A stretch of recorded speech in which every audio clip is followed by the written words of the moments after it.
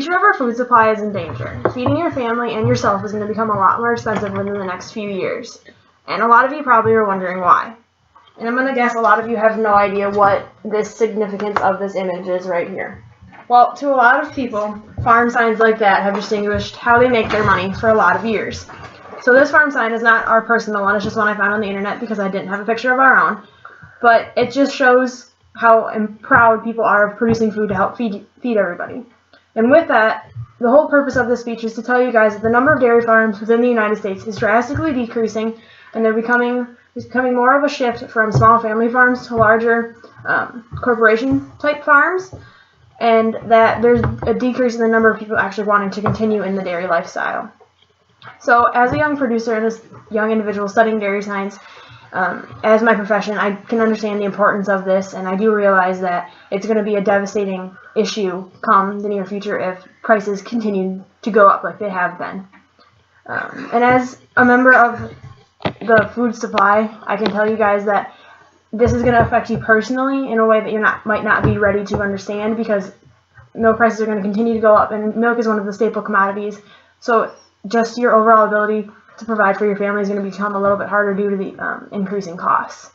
Now, there's about 3 reasons that this is happening. One of them is the decreasing number of farms, which I've just mentioned, increasing production and product costs at the grocery store, and then but there is a good side to this. There is an increased production per cow due to some new technologies that we have. But I'll start off with the decreasing number of dairy farms. According to a study done by the USDA, the number of farms with less than 100 cows has dropped from 49% of all the farms within the United States to less than just 17% today. So that's quite a big drop. And with that, there's a lot more people just leaving the industry due to bankruptcy, or they're just selling their cows out because it's not something they want to do, or the younger generation doesn't want to take over. But one of the number one reasons is consolidation. So with consolidation, there are multiple farms that will go together to make one larger farm. So say that 2 or 3 families want to get together and produce one big super dairy, for lack of a better term. So when they do that, they'll combine all their animals into one location, and then they'll have one dairy where 3 families split the cost, which is much more economical from a certain standpoint. Now, while there are dropping numbers of farms, it's no surprise that the cost of dairy products in the grocery store have been going up. And because of that, a lot of studies have been done to just determine what levels of increased costs have been. And one of the studies that was done by Melvin Beckman, which was posted to CNNmoney.com, showed that food milk prices in the grocery store were 7.5% higher just last year, from just last year, and the highest they've been since 2011, which is a great big jump, because it went from being like $2 a gallon to right now milk's close to $4 a gallon in the grocery store. So it's just kind of a big increase in that direction.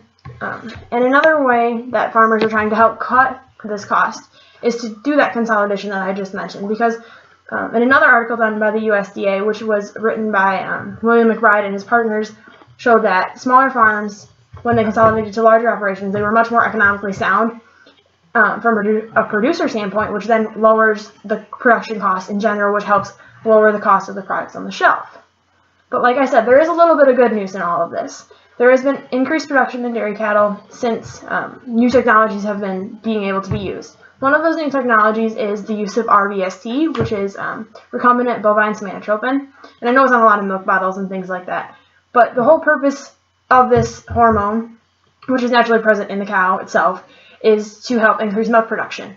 And with that, in a study done by Dr. Butler from the University of California, Davis, his study was posted on Ag Bioforum, it showed that RBST can cause a 10 to 25% increase in milk production when given properly and managed well, and also a 10 to 15% increase in feed efficiency of the cattle themselves. So with this, you get a lot more milk synthesis, which is good, which increases product yield, but you also get a lot more reduced costs in terms of waste feed and things like that.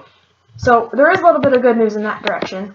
And when the technology becomes more and more up to date, and as it gets better, it's going to be a big influencer in how prices are going to fluctuate. So, like I said, there's a lot of give and take in this whole consolidation of the dairy farms and the prices and everything. But there's a lot of issues faced daily on a dairy. And as producers, the fact of higher cost influences on-farm costs as well as what the consumers are getting in store. So the increase in price is something that everyone faces, not just consumers. But the loss of one's way of life, which is happening with the consolidation and things like that, is something that the producers face, which is a lot harder on them than I think people realize.